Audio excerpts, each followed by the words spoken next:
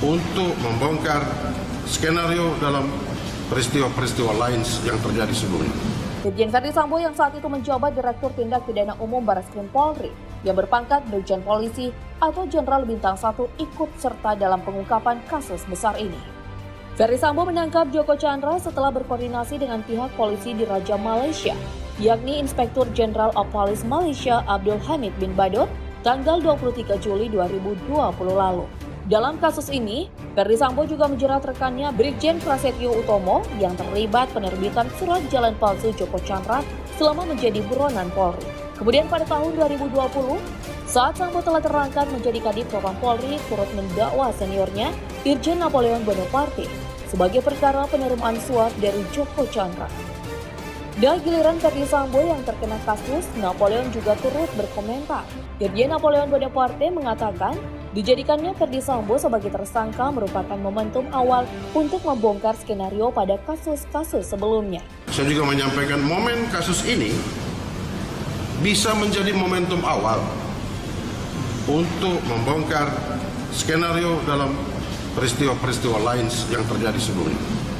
Selain itu, nama Napoleon Bonaparte juga menjadi sorotan karena dikabarkan memiliki keinginan untuk satu sel dengan Ferdi Sambo.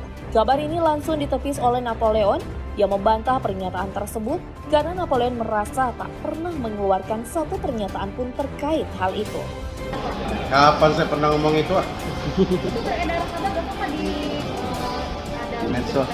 Anda pernah menemukan tidak jejak digital bahwa saya pernah mengucapkan itu? Ya. Begitu cepat melompati senior-seniornya hanya karena dia bekas ajudan, bekas itu, bekas seperti. Hey, di luar sana masih banyak perwira-perwira brilian, cerdas, punya integritas yang tidak terlihat, tidak terpilih hanya karena mereka cenderung memang tidak suka menjilat. Nama Jenderal Bintang 2 Polisi Irjen Napoleon Bonaparte kerap lalu lalang di media. Yang merupakan mantan Kepala Divisi Hubungan Internasional Polri diberhentikan dari jabatannya karena tersandung kasus suap dari Joko Chandra yang dulunya diungkap oleh Ferdi Sambo. Irjen Napoleon Bonaparte juga mengapresiasi keluarga besar Brigadir Yosua serta para penyidik yang telah melakukan penyelidikan ulang sehingga dugaan-dugaan yang tak benar di awal bisa diperbaiki. Ia juga mengatakan bahwa tidak semua polisi itu brengsek, masih ada polisi yang memiliki nurani. Tak hanya itu, ia juga berharap momen kasus Ferdi Sambo ini bisa menjadi momentum awal untuk membongkar skenario dalam peristiwa-peristiwa lain yang terjadi sebelumnya. Skenario dalam peristiwa-peristiwa lain yang terjadi sebelumnya. Diketahui Irjen Pol Dr. Andes H. Napoleon Bonaparte MSI atau yang lebih dikenal dengan nama Dapo Batara ini lahir pada 26 November 1965. Tak hanya kasus yang menjeratnya, foto Napoleon Bonaparte sewaktu masih muda pun ikut viral di media sosial. Karena foto tersebut tak sedikit netizen yang memuji ketampanannya. Ia adalah seorang perwira petinggi Kepolisian Negara Republik Indonesia, Polri, yang pernah mengemban amanat sebagai analis kebijakan utama Inspektorat Pengawasan Umum Polri.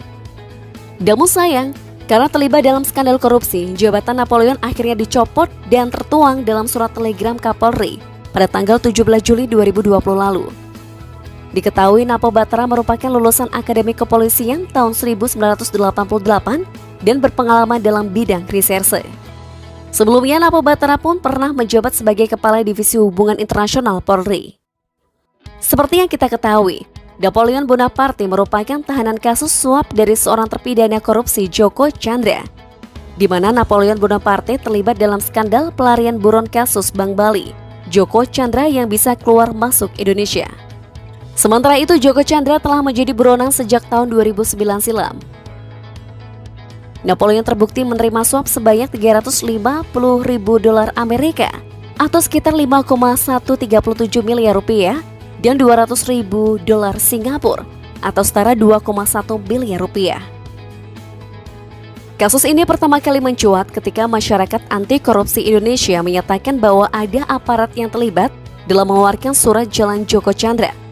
Keterlibatan Bonaparte dalam hilangnya nama Joko Chandra dari daftar Red Notice Interpol dibenarkan oleh Kepala Biro Penerangan Masyarakat Karopenmas, Divisi Humas Polri, Brigjen Awi Setiono, dan tindakan tersebut merupakan pelanggaran kode etik. Menurut informasi, Bonaparte menerima uang senilai $200.000 Singapura pada 28 April 2020, kemudian $100.000 pada 29 April 2020, dan $150.000 pada 4 Mei 2020.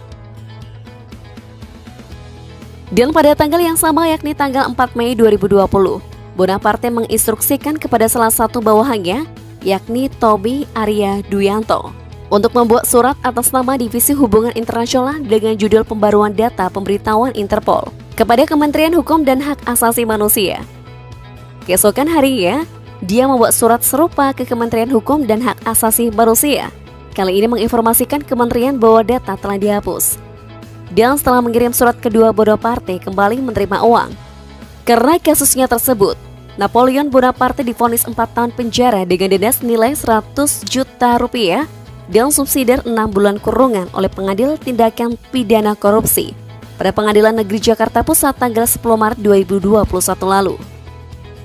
Setelah beberapa bulan resmi menjadi tahanan pada 18 September 2021, Bonaparte kembali membuat kontroversi.